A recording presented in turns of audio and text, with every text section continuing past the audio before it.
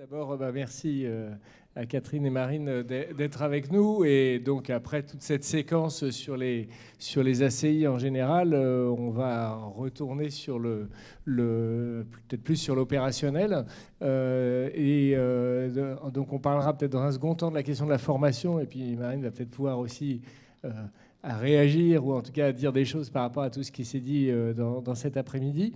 Et puis peut-être d'abord Catherine avance sur la question donc effectivement des transitions, de la transition écologique, qui est un sujet majeur, qui grosso modo irrigue une très très grande partie de l'histoire de l'IAE, de l'histoire de l'ESS aujourd'hui, mais vraiment de l'IAE et des chantiers d'insertion en particulier. Et ce qui est intéressant avec Catherine, c'est qu'il a dirigé un ACI par ailleurs il y a quelques années. Et au sein du réseau national des ressourceries et recycleries, il y a beaucoup d'ACI. Et ça nous intéresse effectivement d'avoir un regard de Catherine sur ces différents modèles, puisque le socle de ce réseau national, c'est d'abord le réemploi, le recyclage, etc., et qui peut se faire en ACI ou en EI ou en non-ACI ou en non-IAE. Et donc de voir un peu quel regard tu as par rapport à tout ce qui s'est dit cet après-midi aux réactions de la salle. Catherine. Merci beaucoup. Bonjour à toutes et tous. Je voudrais juste réagir sur 3 points. Je pense qu'il ne faut pas confondre marchand et lucratif. On peut être marchand et non lucratif. C'est très important. Nous, effectivement, on vend ou on achète, mais on est dans des logiques non lucratives. Je pense aussi, à un moment, en creux, c'est opposé. On est entrepreneur d'un bord et associatif de l'autre. On peut être entrepreneur associatif. Moi, j'ai créé des associations, j'ai géré des associations. Je suis une entrepreneuse associative. Voilà. Et sur le 70-30, sur la dernière remarque du ministre, qui m'a fait aussi un peu sourire, parce que, ayant géré pendant 5 ans un ACI, avec mon modèle économique dans la tête jour et nuit, je pense qu'il y avait véritablement un problème de santé publique des dirigeants de structures associatives et de structures de chantiers d'insertion qui sont anxieux avec leur modèle économique. Effectivement, quand on passe son temps et son énergie à essayer d'équilibrer les comptes, c'est quand même compliqué de dévouer toute son énergie à l'accompagnement des personnes. Et quand on équilibre son modèle, tout à coup, il y a la bande passante qui se libère. Voilà, les 3 réactions. Moi, ce que j'avais à dire, donc déjà, c'est que le réseau national des ressourceries et recycleries, on est 216 adhérents, 56% d'ACI. Donc, on est extrêmement inquiets, concernés, préoccupés par ce qui se passe. On remercie beaucoup les 9 réseaux qui sont au front des négociations, qui font un super boulot. On essaye, nous, d'appuyer, de soutenir comme on peut, mais on est aussi avec vous et dans cette réflexion-là. Moi, je voudrais donner un peu de l'espoir dans mon propos et une vision aussi. Moi, je pense qu'on est à un moment d'un très grand paradoxe et qui est très, très, très illustré par le réemploi solidaire. Alors, le réemploi solidaire, en quelques mots, c'est d'allonger la durée de vie des objets. Et la différence avec le réemploi lucratif, allonger la durée de vie des objets, donc préserver les ressources naturelles, réduire la production de déchets, des objets à très faible valeur marchande, c'est la singularité de ce qu'on fait, qui n'intéresse pas les brocanteurs et qui fait que nos modèles économiques ne sont pas rentables et ont besoin d'être soutenus. En circuit court, on ne va pas acheter aux États-Unis des téléphones portables pour les faire reconditionner en Pologne. Non, on collecte localement, on répare et on revend localement, dans une logique non lucrative, avec une forte dimension de solidarité, création d'emplois non délocalisables, pour proposer des produits accessibles à des gens qui ont des faibles revenus. Et également, beaucoup de nos adhérents sont espaces de vie sociale, font des cafés solidaires, des restaurants solidaires, des ateliers vélos solidaires. Et puis, une dimension sociétale, puisque dans les fonctions des ressourceries et recycleries, il y a la sensibilisation, une 4e fonction très importante, qui est d'essayer de construire ensemble la façon de vivre qui nous permettra d'encaisser les chocs à venir. Il est bien question, là, dans nos lieux, d'essayer de mettre en pratique moins de biens, plus de liens. C'est vraiment ça l'idée et c'est extrêmement important, je vais y revenir. Alors, le paradoxe, il est le suivant. Sur la question du réemploi, il y a la loi AGEC qui est passée, les objectifs sont très ambitieux en termes de réemploi, on ne peut que s'en féliciter. Mais ce qu'on nous dit en clair, les pouvoirs publics, et un peu globalement, c'est de dire, vous l'ESS, il y a eu Emmaüs, les ressourceries, vous avez défriché, vous avez été des pionniers, maintenant poussez-vous et on va laisser les industriels faire le job. Voilà. Donc, quelque part, vous êtes un peu has-been, vous n'êtes plus dans le film, vous n'arriverez pas à faire les tonnages, vous n'arriverez pas à passer à l'échelle. Voilà, c'est ça qu'on nous dit. dans les dialogues qu'on a, où on demande, nous, des fonds pour se développer et où on a, au moment où je vous parle, 5 millions d'euros au niveau national pour le RRR, réemploi, réutilisation, au niveau de l'ADEME. Voilà. Alors, pourquoi c'est paradoxal? Parce que vous avez peut-être rencontré les scénarios de l'ADEME pour la neutralité carbone en 2050. Je vous invite véritablement à vous plonger dedans. C'est pas très compliqué. Et je vais vous les pitcher en 2 minutes 30 pour vous dire à quel point notre modèle est un modèle d'avenir. Le scénario 1, il s'appelle Génération frugale, et c'est de dire, en fait, il faut consommer moins, produire moins, il faut aller de façon résolue dans la sobriété. Voilà, c'est ça le scénario 1. Et comment on y va dans la sobriété? On réintègre les endroits où on vit, où on travaille, où on va acheter ses courses. Voilà, il faut un circuit court, c'est le circuit court. Et ce qu'il est dit, c'est que l'innovation, là, elle n'est pas technologique, hein. L'innovation, elle est comportementale. Et elle est organisationnelle. C'est comment on fait basculer la société collectivement dans la fin de la surconsommation. Voilà. Donc l'innovation, là, elle est humaine. Hein. J'insiste là-dessus parce que quand on parle d'innovation, on nous sort la technologie, ou quand on se dit qu'on va sortir, c'est par la technologie. Le deuxième scénario, il s'appelle coopération territoriale. Et là, c'est de dire, pour revenir sur les territoires et la performance, il faut que tous les acteurs, pareil, on revient au circuit court, on réintègre les espaces où on travaille, etc. C'est quand même la clé du sujet. Et gouvernance partagée, voilà, donc délibération, concertation, et généralisation du partage. Voilà, génération du partage. Troisième scénario, technologie verte, c'est en gros, on continue à faire comme on vit là, mais on utilise la technologie pour être plus sobre. Et puis scénario 4, le pari réparateur, qui, comme son nom ne l'indique pas, est le plus destructeur de tous, qui est de dire, on va continuer à faire pareil, hein, les avions, les jets privés, tout ça, on continue, mais on va trouver une solution avec des puits carbone, la techno va nous sauver. C'est un polémiste qui disait, c'est comme si on disait à quelqu'un qui a un cancer du poumon, continuez de fumer, il n'y a pas de problème, on va trouver une solution, il n'y a pas de souci. Voilà. Alors, pourquoi je parlais de paradoxe? Parce que dans les scénarios 1 et 2, qui sont les plus désirables, qui sont les plus prudents, hein, voilà, il est bien question de préserver la vie sur Terre. Là, ce n'est pas un petit sujet quand même. Voilà. Donc, quand c'est un enjeu vital, on est prudent. Les deux derniers ne sont vraiment pas prudents. Les deux premiers le sont. Ils demandent des changements sociétaux majeurs. Mais que ce soit le scénario 1 ou le scénario 2, nos structures, elles ont un rôle capital à jouer.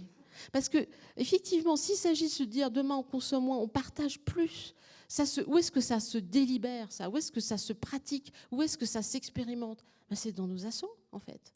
C'est pas dans les plateformes de 20 000 m² de Decathlon qui centralisent les vélos de seconde main. J'ai rien contre Decathlon, hein, c'est très bien, il faut que ça continue. Mais voilà, donc pour changer les comportements, il va bien falloir, la société civile, elle est convoquée là, elle est stratégique. Et c'est ça le paradoxe, c'est que moi je pense qu'on a un rôle capital et majeur à jouer, à un moment où on nous coupe les vivres à droite, à gauche, et où on ne nous donne pas les moyens de subsister, où on nous dit, attendez, laissez les industriels faire le job. Voilà.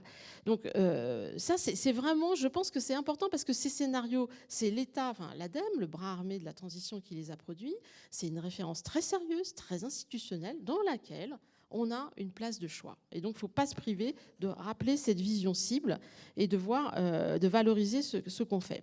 Ce qui m'amène à vous donner un autre point repère que j'adore, qui est la pensée archipélique versus la pensée continentale. Je m'explique. C'est Édouard Glissant qui dit, finalement, le modèle occidental ou le modèle productiviste industriel, c'est la pensée continentale, centralisatrice, uniformisante. On passe à l'échelle, on met des McDo dans le monde entier, tout ça, voilà, on passe à l'échelle. J'ai un peu de mal avec ce truc de passage à l'échelle. Voilà.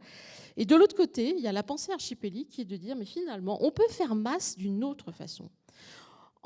L'archipel, c'est des petites îles qui ont chacune leur singularité, qui se connectent entre elles et qui peuvent, en se connectant entre elles, mailler et faire masse. C'est une autre façon de passer à l'échelle. Et peut-être qu'il serait temps de changer de méthode. C'est-à-dire qu'on est en train de nous dire sur la question de l'économie circulaire, la méthode productiviste industrielle qui nous conduit aujourd'hui dans la crise écologique majeure dans laquelle on nous dit, on va prendre la même méthode pour gérer les conséquences désastreuses de cette méthode. Alors, même Einstein disait c'est pas raisonnable. Donc je pense qu'il faut absolument vanter notre modèle qui est de mailler là, toutes ces structures sur le territoire national, qui sont partout, au bord de mer, au cœur des forêts, dans les villes, dans les territoires ruraux, et qui sont un formidable archipel de transformation de la société. Et ça aussi, il faut vraiment la revendiquer. Parce que au final, enfin, c'est un diagnostic personnel, mais qui rejoint plein d'autres que vous avez sûrement fait, notre crise, elle est la crise de 3 démesures. Et là, les convivialistes parlent beaucoup de principes, de tous les principes pour basculer dans une autre société, qui est de la lutte contre l'hubris, la lutte contre la démesure. Aujourd'hui, on a la démesure de consommation de ressources naturelles. Voilà. On a la démesure de la recherche de profit, croissance infinie dans un monde fini. Et on a la démesure de la taille des organisations, où les gens sont des pions sur un échiquier. Voilà. Nos structures à nous, elles sont non lucratives, elles font de l'économie circulaire, elles sont à taille humaine, où on peut avoir un travail intéressant, la question du travail intéressant. Les gens peu et non qualifiés ont le droit d'avoir un travail intéressant et pas d'être condamnés à l'abrutissement. Je voudrais terminer mon propos autour du fait associatif. Cette question de la marchandisation du secteur associatif, c'est extrêmement grave. Là, il y a un courant très fort qui souffle. Il souffle aussi au niveau européen. Il faut savoir qu'en Belgique, on a supprimé les assos. Voilà, le statut terminé. Alors que ce statut associatif qui est fondé sur l'intérêt général, alors qu'on est vraiment dans une crise générale, l'intérêt général, voilà. Bon. Alors, il est lié à la duque de la non-lucrativité, avec le mécénat, le bénévolat, mais aussi qui est un espace symbolique de coopération, qui est de dire on refuse la lutte de tous contre tous avec l'homo economicus qu'on nous brandit comme exemple depuis plus de 30 ans maintenant, mais nous on veut c'est coopérer. La suite c'est l'entraide, c'est le partage. Voilà, et que le statut associatif, il incarne ça. Je ne dis pas qu'il fonctionne à merveille, etc., mais c'est quand même un espace symbolique qu'il est hyper important de préserver et de dire qu'on peut aussi être une association, avoir une activité économique, mais d'une autre façon. Voilà ce que j'avais à vous dire. Merci.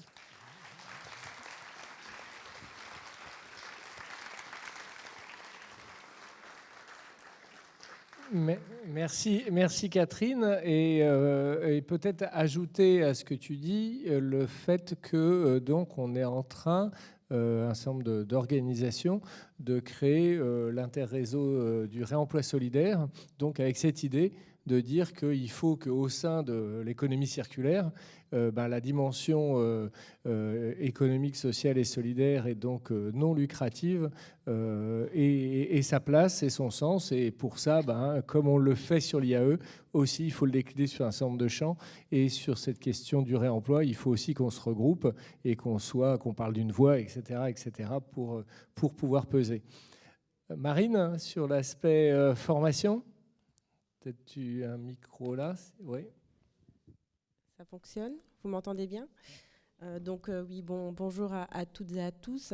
Je vais confirmer les propos de Catherine, puisque ce matin, on a bien entendu, les initiatives permettent l'insertion. Et depuis 2022, Uniformation a pris l'initiative de démarrer une démarche sur l'impact de la transition écologique dans l'IAE. Donc c'est une étude avec qui on a travaillé directement avec la branche professionnelle des ACI, le mouvement aussi des régies et la majorité des réseaux de l'IAE, pour en tout cas répondre à une ambition qui serait de doter toutes les structures des SIAE d'une vision globale sur la transition écologique. Et je confirme les propos de Catherine, puisque les premiers acquis que nous avons de cette étude, c'est que effectivement, grâce à votre proximité, grâce au lien que vous avez avec les territoires et à l'accompagnement que vous faites, vous êtes tout à fait à même de répondre à ce défi et vous êtes déjà acteur de cette transition. Les objectifs de cette étude qui est menée, comme je disais, depuis octobre 2022, sont déjà de mieux cerner donc les impacts de cette transition écologique sur les SIAE, mais aussi les impacts sur les métiers, activités et compétences des salariés en insertion, mais aussi des salariés permanents qui accompagnent ces salariés. Deuxième objectif important aussi pour nous, c'est d'écrire cette feuille de route avec vous aussi structure, puisque bien entendu dans la phase d'analyse, nous avons entendu les structures de l'IAE. Nous sommes partis grâce à notre cabinet FR Consultant qui nous a accompagnés sur le terrain pour entendre la voix de chacun. Donc l'idée, l'objectif en tout cas, c'est d'avoir une feuille de route concernant cette transition écologique dans l'IAE et de pouvoir outiller intégrer les différents partenaires de l'IAE sur la transition écologique. Comme je le disais tout à l'heure, donc vous êtes à même de relever ce défi, puisqu'il faut appréhender cette transition écologique comme de nouvelles activités professionnelles sur lesquelles les salariés en insertion vont pouvoir être accueillis. À se dire aussi qu'il y a différentes approches au niveau des SIAE qui ont été entendues concernant cette transition écologique. On a une approche où la transition écologique est le cœur en tout cas de l'activité de la structure. On a également des SIAE qui renforcent, qui développent, qui optimisent leur activité en lien maintenant avec ces changements pour répondre à cette opportunité, mais une opportunité dans le bon sens du terme, du sens que c'est une opportunité parce qu'elle répond aux nouveaux besoins des territoires, en compétences notamment. Et on a une approche un peu plus périphérique où là, des SIAE nous ont indiqué qu'ils sont au niveau du nerf de la guerre, ça veut dire l'insertion, voilà, c'est au cœur du métier, qui, de manière périphérique, intègre la transition écologique, mais sans que ça soit vraiment au cœur de leur activité. Juste aussi pour vous donner quelques chiffres qui ont été menés au niveau des SIAE, donc une enquête en ligne pour avoir une idée aussi assez macro. On a 91% des SIAE qui estiment avoir un rôle majeur dans cette transition écologique et qui sont à même d'accompagner cette transition sur les territoires dans le cadre de l'accompagnement notamment des parcours professionnels des salariés en insertion.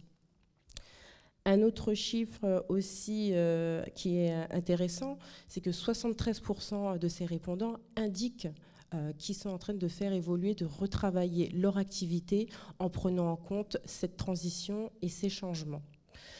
À savoir qu'au niveau des métiers sur la transition écologique, les premiers acquis de l'étude démontrent bien, comme pour d'autres secteurs, qu'on n'est pas sur la création de nouveaux métiers qui sont liés à la transition écologique. Quand on parle de nouveaux métiers, on n'est plus sur des métiers classiques qui ont maintenant une tendance écologique, maraîchage bio, vendeur bio, animateur de jardin, mais voilà, on n'est pas sur la création de nouveaux métiers avec ce changement. En revanche, on est sur des activités nouvelles et des compétences aussi qui sont attendues. Au niveau de cette étude, on a aussi toqué à la porte des entreprises qui pouvaient être potentiellement accueillantes de ces salariés en insertion. Déjà dans le périmètre de la cohésion sociale, donc d'uniformation, notamment à l'animation, l'aide à domicile. Déjà à savoir si on vous connaissait, donc en tant qu'SIAE. On a quand même une majorité des entreprises qui connaissent le secteur de l'IAE et pour certaines qui ne vous connaissaient pas encore. Donc on comprend aussi qu'il y a un travail de partenariat qui a mené au niveau des différents territoires. En tout cas, on a plus de 80% de ces entreprises donc potentiellement accueillantes qui souhaiteraient donc accueillir, recevoir ces salariés en insertion que vous aurez accompagné. À savoir au niveau des besoins en compétences et au niveau des qualifications, on est sur des différents niveaux. On est sur de l'infra-bac comme du supra-bac, Bac plus 2. Mais ces entreprises, en tout cas accueillantes, seront tout à fait à même de recevoir vos salariés. Un autre point très rapide sur la formation, cette étude a permis de réaffirmer que les branches professionnelles, les partenaires sociaux, les différents réseaux de l'IAE sont mobilisés depuis de nombreuses années et renforcent en tout cas le développement de la formation professionnelle à destination des salariés en insertion, que les permanents aussi ne sont pas mis de côté puisqu'il y a des travaux d'ingénierie de formation ou même de certification pour pouvoir permettre aux permanents d'être plus à même des nouveautés sur ces différents changements. En revanche, au niveau des constats, au niveau de la formation, ce qu'il faut retenir aujourd'hui, c'est qu'on a très peu de formations suivies encore sur la transition écologique. Si on fait un focus un peu sur les salariés en insertion, en reprenant donc les chiffres du PIC IAE 2020-2021, à savoir qu'entre 2020 et 2021, on a quand même 24% d'évolution, où on a les salariés en insertion qui ont suivi des formations liées à la transition écologique, mais on est sur un chiffre assez faible, puisque sur les 2 années, ça représente un peu plus de 6 000 salariés en insertion formés sur cette transition. Donc voilà aussi pour le petit point que je voulais vous faire sur le volet formation. Donc ce qui est à retenir aujourd'hui, c'est comme je disais en introduction, c'est saisir cette opportunité de ce nouveau changement. Ce n'est pas que des impacts négatifs. L'idée aussi, c'est de redresser et de réduire les impacts négatifs sur l'environnement. Les différents ACI aussi ont leur support de production qui en sont propres, mais les structures prennent conscience de cette belle opportunité qui se place devant elles pour amener les salariés à être sur des activités nouvelles. Et donc, moi, en tout cas, mon envie, mon projet face à cette étude, c'est de se dire qu'il y a un beau collectif encore qui s'est créé autour de cette transition écologique. Il y a une feuille de route qui est en train de s'écrire. On a eu un séminaire le 30 mai avec tous les différents acteurs, les partenaires sociaux, les réseaux, les structures de l'UAE, France Stratégie Haute, qui ont challengé cette feuille de route. Et donc la concrétisation, ça sera des fiches actions pour chaque acteur pour mettre en action en tout cas cette transition écologique. Et pour finir mes propos, je vous dirais que cette étude va se finaliser le 19 septembre, puisque le 19 septembre aura lieu un webinaire à destination de toutes les SIAE adhérentes à Uniformation, où on vous présentera donc les résultats finaux de l'étude, mais surtout cette feuille de route qui vous permettra donc de vous mettre en mouvement, ou en tout cas d'accompagner les actions qui sont déjà en cours de votre côté. Voilà.